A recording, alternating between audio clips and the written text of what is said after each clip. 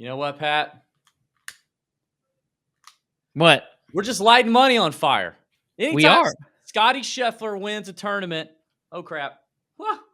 Let's not burn your house down, okay? I'm burning hundreds in here because you know what? I'm tired of it. Oh, shoot. I hope I didn't get... Oh, God. You didn't plan this out, did you? No, I didn't really plan it out. Anytime Scotty Scheffler, with these favorites, man, these dadgum favorites, they keep winning. I got crap on my new goat shirt. The smoke alarm's about to go off. You got ashes. And I just burned hundreds. I just burned $100 bills. I mean, look. Is that a real 100? Yeah. TJ's got it. You know what I mean? Yeah, we're just blowing through them, I guess. We're just blowing through them. But I mean, dang it. Like, I'm just another favorite. I mean, what are we supposed to do?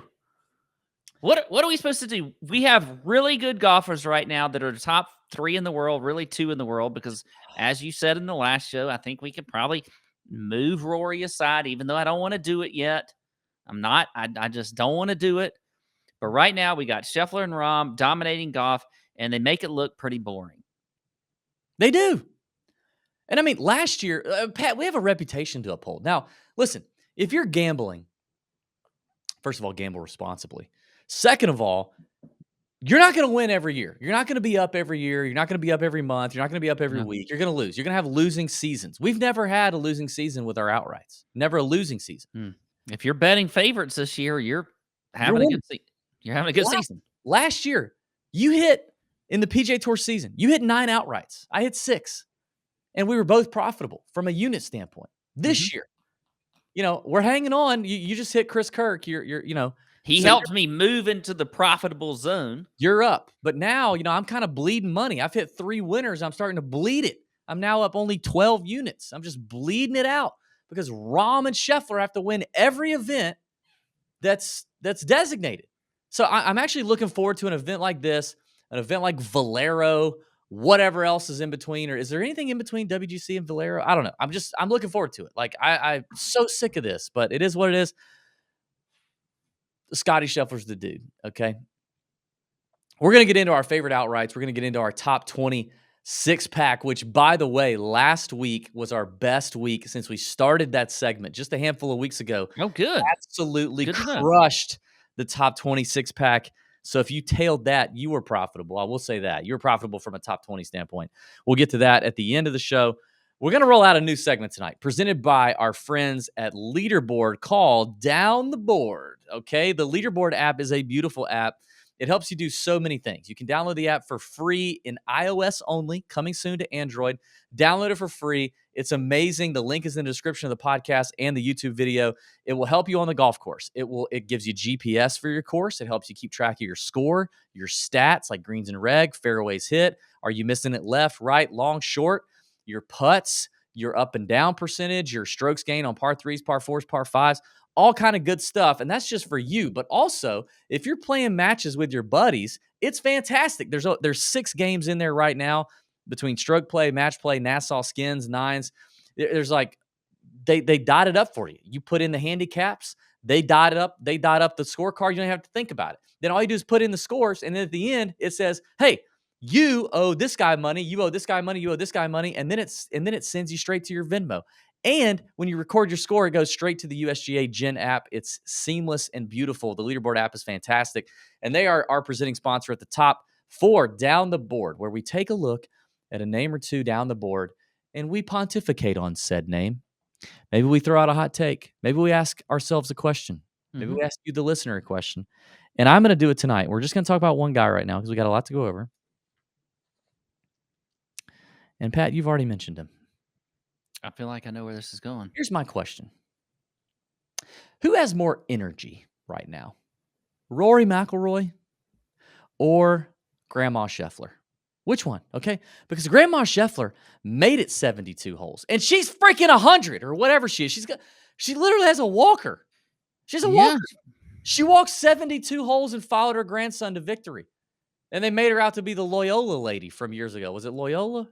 What was the lady? It was the sister Jean? Sister somebody. They made her out to be her.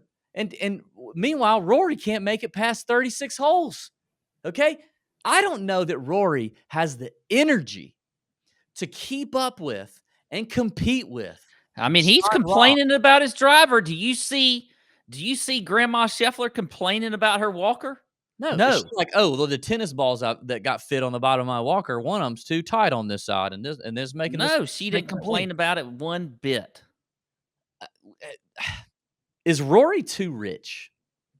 Is he too rich? Has he lost his edge? Because listen, Pat, when you think about it, look at this.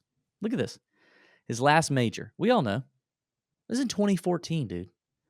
2014. His last major win, yes. Last major win was in 2014. Okay, since his last competed pretty well. Sure, yeah. Last year, since his last major in 2014. I thought this was like down. Well, I guess this is down the board, but I thought it was going to be like down the board, like made the cut. I didn't realize we are going to go like down the board, miss cut. No.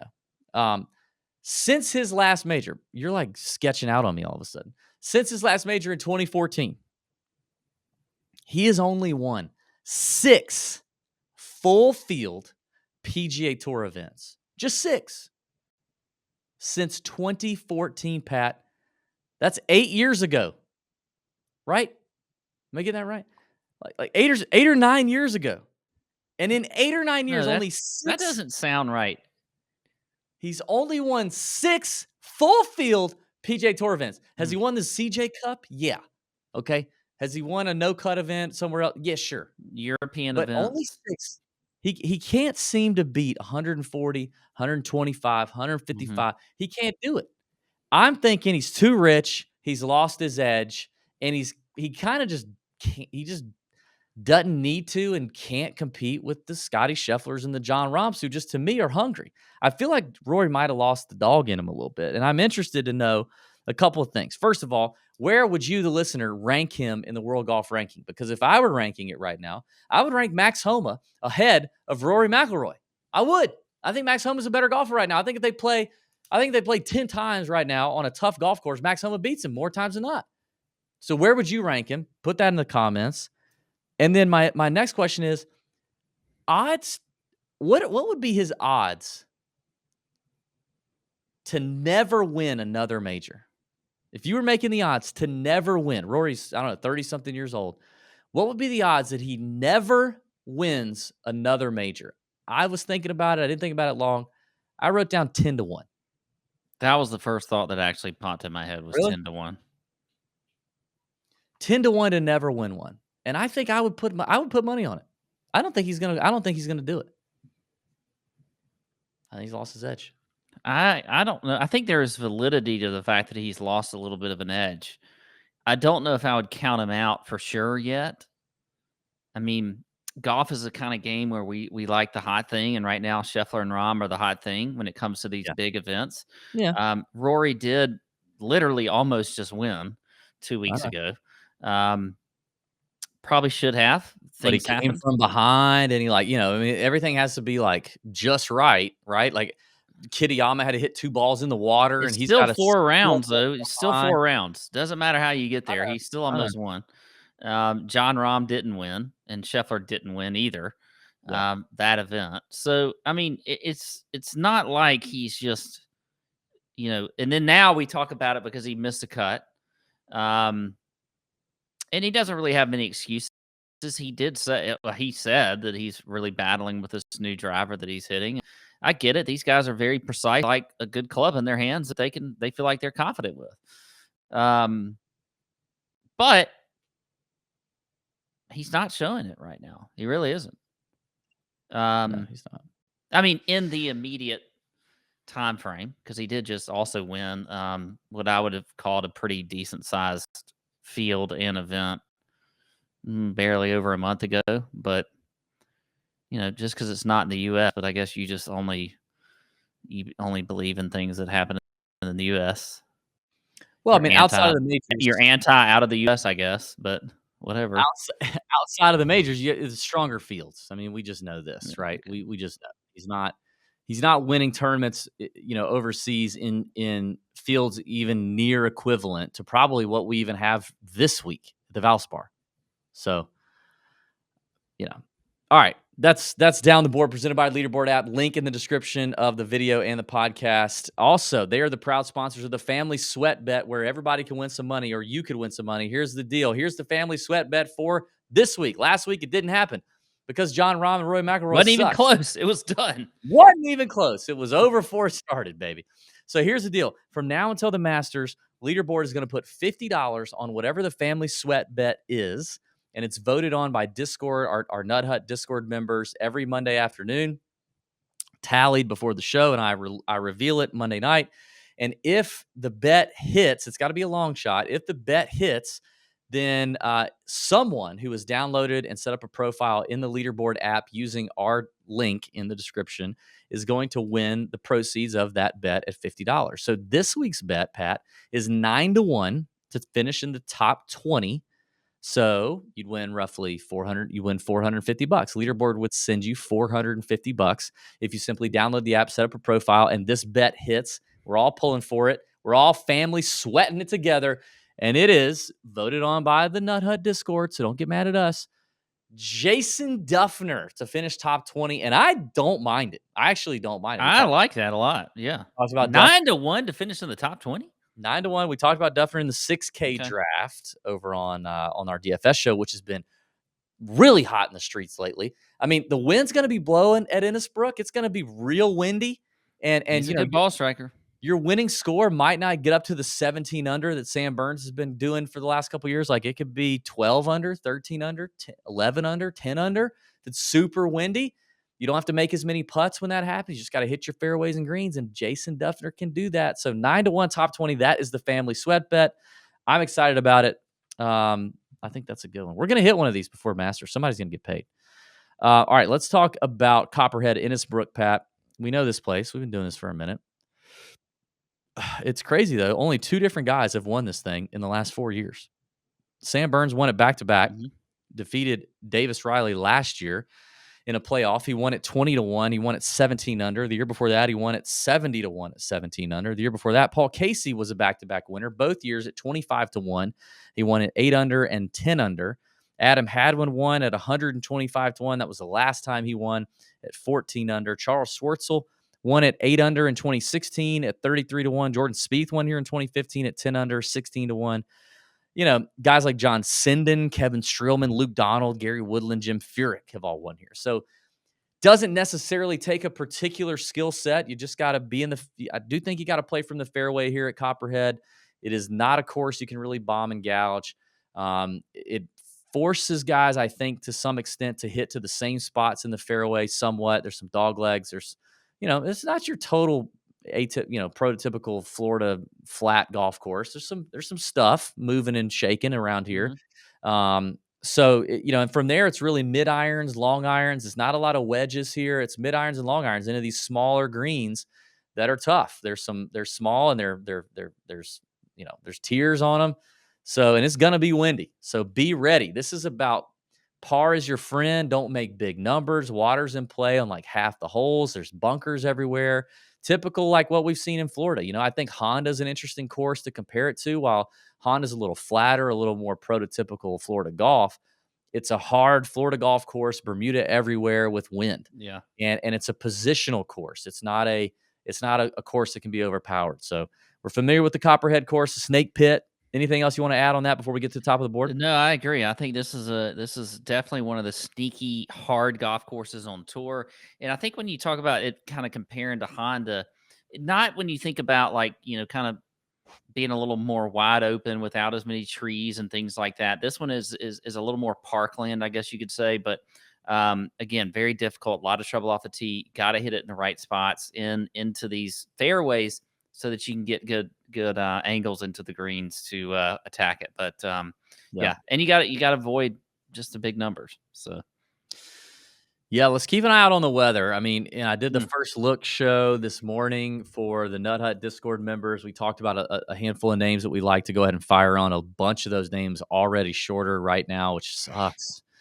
Sucks for you if you weren't in on that. But it's the wind. I think I might want to hold off a little bit on spending too many units too early before we get a good picture on a possible wave advantage, win situation going on, maybe a live betting opportunity if the scores are going to be tight and bunched up because of the win. So just, take this with a grain of salt a little bit here. But at the top of the board, Pat, it's really tough to do a whole lot up here because I mean, it's right. I mean, are JT or Jordan or Fitzpatrick really inspiring you at the moment? I mean, hell, even Sam Burns is. I mean, is it the odds of him three-peating, especially considering his ball striking form incoming, is probably it is. I've already looked at it. It's worse than it's been the last 2 years that he's won. So I mean, there's not really anybody out of those four I'm at all interested in. Nothing out of those four really excites me all that much. I mean, if you just want to go on, go with the theme here that we're going to have to see one of the favorites win Yeah, every week, then I think Justin Thomas is probably the one that you go with. yeah, And that's really just based on the fact that maybe he, gets that putter hot because everything else is pretty good about his game.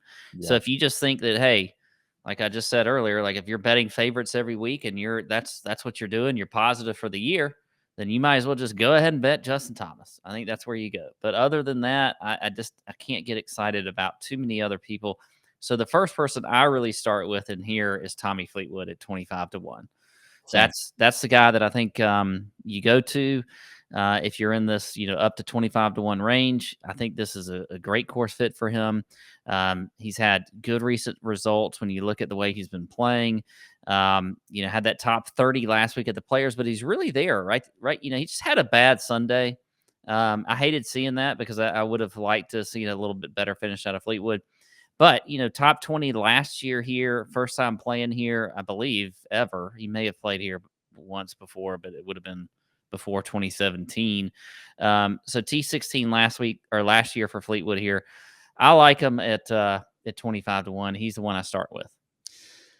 Total agreement here. I mean, I'm usually not a Tommy Fleetwood can close the door kind of guy, but I think in an event like this with some variance in Florida and the way he's been hitting it, at least he hit it well at the Players. It pains me to see 25-1 Tommy Fleetwood, but I think I'm interested. Of course, Yeah. I'm not DB if I'm not looking at Keegan Bradley. So I will say that I'm not DB if I'm not looking at Keegan. Yeah, he's also 25-1, which I don't love that Keegan's 25-1. Although he did continue to hit he hit his irons well. He did do that. Hit his irons well at TPC, but it was kind of a little shaky there off the tee. But he was close. I mean, he was pretty close. He missed the cut by he was +4, missed the cut by 2 shots at TPC. Whatever. TPC's random and weird, so I mean, it just is what it is. So. Keegan's a little interesting to me, but I'm really only looking at Tommy Ladd at 25-1. That's probably it for up top. Keegan, after what he did last week to you. Lord, you got really in there on that one, huh? What Keegan after Sorry. what? Huh? Yes. He did last year or last week. I mean, come on. Yeah, I know. That's what I'm saying. Like I'm just saying, like it's DB and it's Keegan. I can't not mention Keegan. I'm always on Keegan. So, are you ready to move on? Yes, let's move on. All right. Well, this range and the next range, I'm all about. It's this range especially is full of guys. Like most of my card is going to be made up of players in here. Although a lot of names shortening here from this morning. Shoot, I mean, Justin Rose has shortened. Denny McCarthy shortened. Justin Suh has shortened since this morning. Yeah, that's kind of it. I mean, we talked about a handful of these guys on the DFS show, but obviously winning is a whole different animal. I do think Rose at 27-1 on FanDuel is the best number for him. It doesn't feel great, but I kind of think I do think Rose could close the door, and I think that number is actually shortened to. What's that shortened to? 22-1. Oh, I can't. That's insane. This is why you gotta be in the Discord. We do this, we shop, we talk through it live every Monday morning, and he was like 30-1 this morning. We hit it. 22. I'm not doing 22. I already didn't feel good about Rose at 27. I'm not doing 22. Who was it? Chris Kirk. It was Chris Kirk a couple weeks ago. I was on the opposite side where, I regretted not pulling the trigger at 35, and you did. And I'm happy for you for sure. But I mean, I loved him too, and I just didn't do it because I was like, I can't do 35 for Chris Kirk. It just doesn't feel right. But I still thought the guy was going to win. 22 is not. I'm not doing 22 for Rose. No. So I'm out on that now. Forget that. Who do you like up here? Well, I've got a few in here. Denny McCarthy. He's going to win now, by the way. Yeah, he is. Denny McCarthy, I'm in on 33-1. We're both there. I finally think this could be the first week ever that I'm betting Denny McCarthy outright. Yeah, I think he's just shown like he's been up there recently. He's been up there. Keeps bucking his head a little bit. Dean McCarthy at 33-1, I do like. What's he gonna do when he's in contention? I just can't wait. I don't know. What will happen? It'll be pure entertainment. Justin Suh is at 37-1 is the best number I see for him on FanDuel. I like him a lot. Again, another guy bucket his head, just sitting there the last few weeks, in contention. Played really well last week. So I really like Suh as well. And then Ben Griffin, man. 50-1. I think you might even be able to get Ben Griffin better than that. I love Ben Griffin. 50-1 on DK. Actually, 50-1 on DK, PointsBet, and BetMGM. But he's 41-1 on FanDuel. So you're getting a little value on those other three books there. So I like Ben Griffin also. All right. Well, so I'm in agreement with McCarthy. We talked about Justin Suh in DFS. Justin Suh at 37. Oh, it's tough. That's really tough. Yeah, but I feel like just going bombs in this range, like just jumping straight to Ben Griffin, and then. Or are you okay? Are you looking for your dog or something? No, there was a cat walking around here. I'm trying to, because it'll jump up on me and it scares me. So I don't have cats. I kind of like Ben On. I'll go ahead and say that. Like, I'm confident with Ben On. I like the Ben On number at 70-1 on BetMGM. Yeah, I like it too. Good ball striker, good short game, doing well. Played well at TPC. Okay, we talked about this guy in DFS, and I have not bet him maybe ever, but I think I'm betting him now at 65-1 on FanDuel. Stephan Jaeger, like playing well, which we talked about in DFS, but we didn't talk about this. Like, that dude is a winner. He this is his second lap on the PGA Tour. He has earned his tour card through the Korn Ferry Tour and won on the Korn Ferry Tour, and then lost his tour card, went back to the Korn Ferry Tour, dominated on the Korn Ferry Tour for the second time, and won multiple times on the Korn Ferry Tour, and then came back. Like, he's just never closed the door on a PGA Tour event. But I believe that if you're a multiple winner on the Korn Ferry Tour, you can win on the PGA Tour. He's not put it all together for 4 days, but I do think it could happen at 65-1. So Stephan Jaeger is interesting. I like the value on Taylor Moore at 70-1 on DK. Yeah. Ball strike. Taylor Moore is just one of those that I feel like it just should get a win. And I don't know, like, there's a lot of different things about him that, like, I just don't know. He's so young, but still, man, I like Taylor. Well, I would love for that to happen, especially at 70-1. That would be lovely. So that's probably it. I mean, I'm a little interested in Joel at 75-1. This range, I have a lot of names in here. Joel at 75-1 may be a play. We need to get some feedback from sources on the ground Wednesday evening. Share that in the hut. Taylor's shortened, by the way, just so you know. Fudge. I love being able to tell you this kind of stuff. 60-1. 61 is the best number. Well, we talked about him on the First Look show too, and he was 70. I'm telling you. That really sucks. Anyway, well, let me tell you, if you're gonna line shop, you might as well line shop with our friends at Pickett, and they are paying you to download their app. The app is free. There is no in-app payment for anything. And when you download it using our link in the description of the podcast or the YouTube video, and then you put in TJ in the referral code when you sign up, you get either $3 or 1 in 100 people win $100. They literally PayPal you. At minimum, you're going to get $3. Whatever. Free app, you get $3. Put it on a guy that we're going to name at 250 or 150 to 1 and Merry Christmas. Or you could get $100. But I tell you what, you are going to get a freaking badass app. And if you're betting, if you're in a legal sportsbook state, or you're able to use a legal sportsbook, or you're also using Prize Picks or Underdog or other DFS websites, they have integrations with over 20 of those. So when you sign up, you simply link those books. It brings in all your historical record and keeps track of your bets from then on. And that's key. If you're betting, you're playing props games like Prize Picks or Underdog, you got to keep track. You need to know what you're doing. You need to know how you're doing. You need to know, what sports you're good at, what teams you're bad at, all this kind of stuff. Look, I'll even show you on the screen. Here's my calendar from January and February. Just doing some stuff on Prize Picks here, because obviously we're not in a legal sports betting state, so I can't do it. You put the little referral code TJ up there.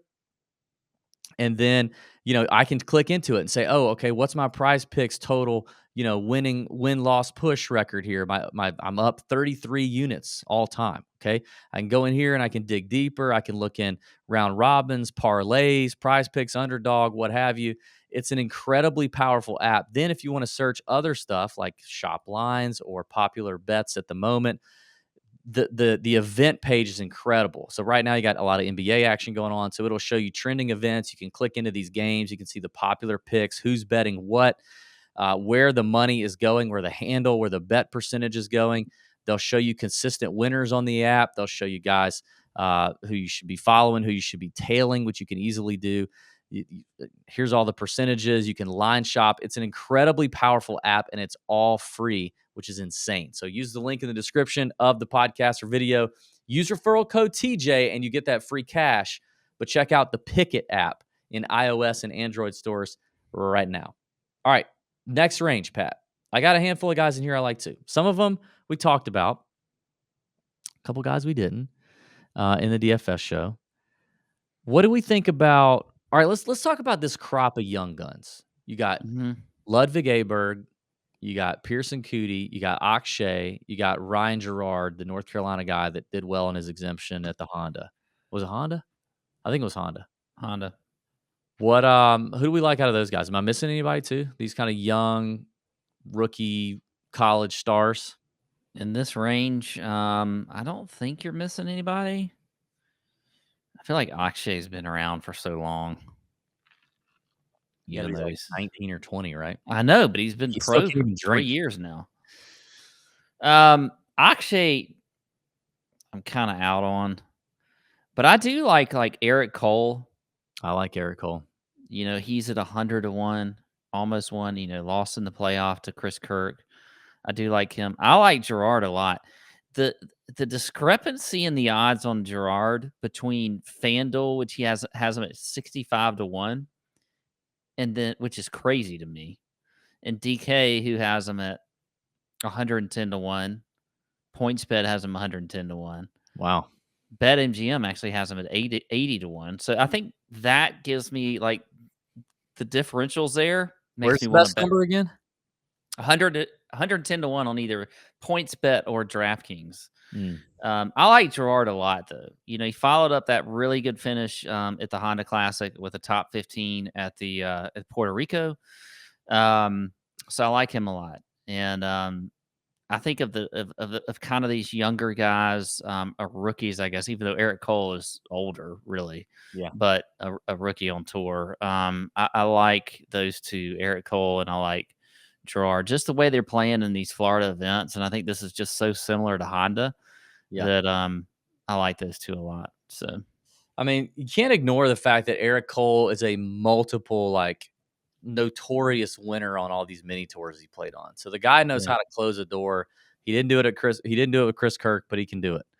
And he's hot right now, and he's confident as anything. I mean, he's got to be. Played well at the Players too. You didn't mention that, but I mean, great showing at the Players. I like that. I like a few names that we didn't talk about on the DFS show that I'm interested in. Ben Martin, I think I mentioned him on DFS. But I like Ben Martin here at 100 to 1 on BetMGM. I like Trey Mullinax at 100 to 1 on MGM. Yeah. Trey is just one of those guys who I feel like you're gonna know early is Trey here. I feel like depending on his day, Thursday, unless there's some major wave situation that we got to see play out over 2 rounds. But to me, Mullinax is a guy that I at least think is a closer if he's got it and he's in contention for those 4 rounds. I actually have Mullinax written down, which surprises me a little bit that you had him, but I think you're right. I agree. The next guy's probably going to shock you. I don't know that I've ever put a wager on this dude, but he's played here 3 times. Okay, he's made the cut all 3 times, but his best finish is a T33. His last 3 events are a 44th at the Players, a 14th at the Honda, and a 29th at another designated event in the Genesis. Kramer Hickok. 130 to 1. 130 to 1. We know his caddy. His caddy is a friend of the TJ's. We do? Mm-hmm. Who's his caddy? Used to be Wesley Bryan's caddy on the bag when Wesley Bryan won at Hilton Head. I didn't realize that was who. Yeah. Did you talk to him last week? I saw him walking off in one of the holes and didn't get to talk to him. But yeah, he was there. He was caddying for Hickok. He was caddying for Hickok a few weeks ago when Hickok played with Tiger Woods at the Genesis. So. Yeah, I mean he's done all right. I mean, don't forget Hickok was in that marathon playoff with Harris English, a while back, 7-hole playoff. Like he nearly was a PGA Tour winner. So yeah, I think Hickok's kind of starting to pop a little bit. 130 to 1. That's it for me in this range. Anybody else? I got one more. Okay, and I don't know why I wrote it down this way, but it just says Ling Mirth. It doesn't say Ling Mirth. It says Ling Mirth. But David Lingmerth has been playing pretty well lately. He's at 125 to 1. You look at, again, just the way he's playing. I mean, top 10 last week at the Players, had a top 10 at the Honda. This is a course that I think is a really good fit for him. So Lingmerth there at 125, I think 125 to 1, I think is another one that you could maybe throw a little outright on. He's won before too. It's been a while, but he has won before on tour. It's true. Little David Lingmerth is a wee boy. All right, before we get to our top 20 bombs and locks, we got bomb outrights. Any bomb outrights? I have 3 that I'll just throw out there. We'll see if we have any agreement here. The first is Ben Taylor at 150 to 1 on BetMGM. Ben's been playing well. Playing really well. Now, he did not play last week at the Players because he got married, apparently. But 5th at the Honda, 4th at the Sony, 3rd at the Houston. Like, just interesting to see that when he puts all 4, everything, all parts of the game together. Like, he's normally a very good putter, but when he puts all 4 together and he clicks, like, he's dialed. The similar to Mullinax, I feel like we're going to know early with Ben Taylor. Because, like, if you just got married, you're either going to come in, like, still hungover and having not picked up a golf club in, like, 13 days or whatever, and you're going to suck, or you're going to be, like, light, and you're just going to be dialed. You're going to be emptied in certain areas and feeling good, maybe. Who knows? You could have that going for you. So I think Ben Taylor at 150 to 1 on MGM is interesting. He was one of. Okay. I'll be a homer and say Austin Smotherman at 200 to 1. 200 to 1 on MGM. To see Austin have the weekend that he had at the Players was really good. We hung out with Austin at TPC last week. We walked with him for I walked with him for a full round. Saw him a little bit for practice rounds as well. Austin does not like golf courses where you have to hit a lot of wedges right now. Okay. He's wedges, no bueno. So mid irons, long irons, that's what we want. And that's what Copperhead delivers. He played here for the first time last year, finished 25th, finished 35th at the Players last week with a good weekend. He moved up on the weekend, which is good to see. The ball striking is there. The wedge play, little sus. Putting is hit or miss, hot or cold. But 200 to 1 for Smoth Daddy. I would love to see it. So 200 to 1 is a good enough number. And then the last bomb At 250 to 1, just got in the field a few hours ago is Hank Lebioda, Florida boy, likes a harder golf course and has been in contention on the PGA Tour before, has had some first, second, third round leads going into the final round, second round, whatever. He's done that before. Now he's got a new veteran caddy on the bag as well. Damon Green's first week on the bag for Hank Lebioda starts this week, and Damon Green formerly on the bag for Zach Johnson. So he's going to be like He's going to be doing the birdie dance. Doing the birdie dance on the, okay. All right. He's going to be doing that because, he was on the bag for Zach Johnson for a long time. Zach Johnson has played in a handful of Valspars and has done well. Damon Green on the bag for probably 3 out of the 4 where he made the cut, finished 16, 24, 29. That's Zach Johnson. So those are the 3 super bombs for me. Okay. I don't mind it. I'll add one more, and I think you talk about a caddy that we know on the bag is Cal Peppers for Mark Hubbard. He's at 140 to 1. At Hubbard. I think Hubbard, a lot of these guys that we're giving you for bombs or have not won before, but he's the type guy that can play well on this golf course. Played well last week at the Players Championship. Checks a lot of boxes here. He's top 25 in approach, top 25 in ball striking and around the green. Good putter. So I think Hubbard is another one we should look at 140 to 1. All right, there you go. All right, top 20s, 2 locks apiece, 1 bomb apiece. The bomb's got to be 4 to 1 or longer. Last week, we absolutely demolished it, Pat, and I got to give you credit because you hit, I think, 2 out of the 3. Oh, nice. We had Jason Day. That was mine at plus 130. Top 20. Yeah. Lock. Chick, chick. You had Terrell Hatton, plus 160. Lock. We both liked Hatton. How good has Hatton been playing lately? He's just been good. He's dialed right now. And you know what? Everybody's going to take him for the Masters, and he sucks there. He hates it. I don't want to say he hates that course, but he never plays well there. Maybe one to watch for match play next week. He's trying to get that Ryder Cup bid. And then finally, what really put us over the top is your Adam Svensson call at plus 450 hits the top 20. Those are 3 very nice top 20 numbers. Yes. You for the Svensson and Hatton call. So very nice. All right. Let's move on to this week. 2 locks, 1 bomb. Before we do that, remind everybody you can win Augusta merch. Okay. You can win it. If you win, you're going to send us your wish list. You're going to send us your sizes, and me and Pat are going to be your personal shoppers at Augusta this year. And we're going to buy it for you. Then we're going to ship it to your door. We're going to have 3 winners. The first winner, $500 in merch from the shop. All you have to do is go to Apple Podcasts, leave us a 5-star rating, and write something nice about the show that you like. Put in your email, your Twitter or Instagram handle so we can reach you. And then another winner is going to win $300 in merch, and all you have to do is subscribe on YouTube. That's it. That's all you got to do. While you're there, like the video. Okay. Another winner is going to win $200 in merch, and all you have to do is subscribe to our weekly email list, which you get the heavy petting email on Tuesday nights, the chalk bomb email on Wednesday nights. 2 great pieces of content there for free delivered to your inbox. So 3 different winners, and if you've already done all those 3 things, guess what? Good for you. You're already in. So lucky you. So we're going to draw those in the week before leading up to the Masters, and we'll reach out to those winners and announce them on the show. It's going to be good stuff. Also, we do have a live listener golf event coming up in a little over a month. So if you're interested in that, we need you to let us know ASAP. We are going to be at the King and Prince Golf Resort in St. Simons Island in southeast Georgia on the coast, right on the ocean, the Golden Isles. Okay. It's a beautiful place. Here, I'll pull it up on the screen here. You can look at it. King and Prince is lovely.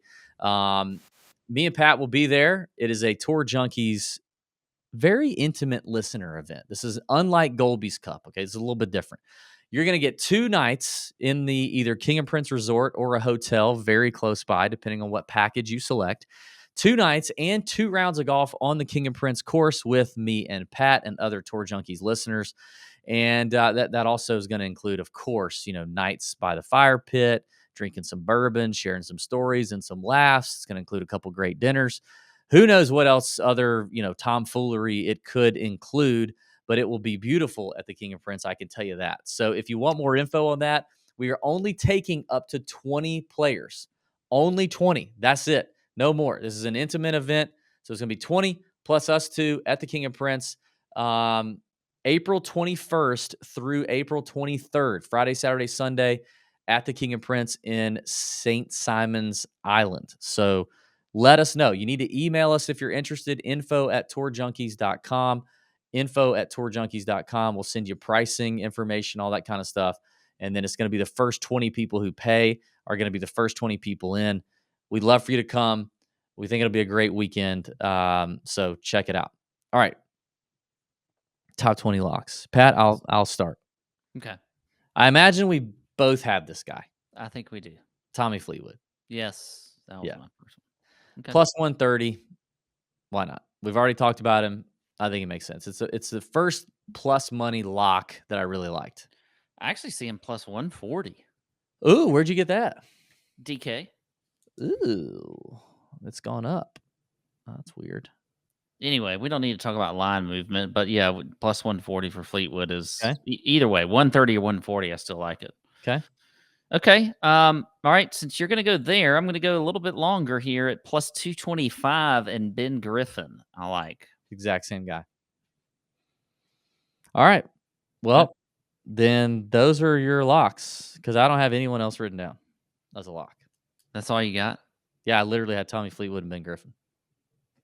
I mean, I do think I could. There were other guys. Let's see. I liked because I like the longer number on Ben, but I can get shorter with it. This is tough. Okay, I like Wyndham Clark at plus 175. See, I would also. I don't. I can't say I'm with you there because I have that did not be going against everything I talked about in the last show. I think Denny McCarthy at plus. It was between McCarthy or Clark. Denny McCarthy at plus 150 would be my other one there. But anyway, all right. So I think we got those locked in. Yeah, I feel like we got the same long shots too. Well, I can't decide. I'm undecided. I have 5 bombs, and a couple of them are bombs. So I probably need to calm down a little bit because I'll let you go first on the bombs, and I'll. Well, I'm going to go with the guy I just talked about as a long shot outright, but and also I want to cheat and give you 2, but I do like Mark Hubbard at plus 400. But I also like Trey Mullinax at plus 400. That's just another. He was 450 earlier. Yeah, he's moved. He's been bet down a little bit. So plus 400 on Trey Mullinax. I mean, sorry, Mark Hubbard. I like them both. Okay, I had Hubbard written down. I mean, the safest bet is Ben Taylor at plus 400. I think. Oh God. Yeah, I'm gonna go. I'm gonna go Ben Taylor at 4-1. Let me make sure. Hold on. Let's make sure. Gosh, I can't believe these the top 20 numbers normally don't move like that. They don't move at all. Usually. Oh, he's already moved. He's at 330. Gosh, dang too bad for you. Dang it. Okay, hold on. Okay, so 4-1. F me to tears. I kind of like Ben Martin. I'm either going to go, all right, I'm going to go Ben Martin. I'm going to go Ben Martin at 4-1. Okay. Good. I like it. All right, there we go. That's the show. Betting picks. Check us out in the Discord. Links in the description. Download Leaderboard. Download Pickit. Get paid to download an app. Are you kidding me? And meet us in the Discord, really, because we're having a great time. People are doing a great job. People are winning a lot of money. Our boy Joe Idoni continues to crush the head-to-heads. He's 33-17 on the season, up 19 units if you just tailed him blindly. Me and Pat's betting cards both up for now. Hopefully we get a winner this week because Scotty and Rom aren't in the field. Let's have a great week and bend over our bookies, people. All right? See you.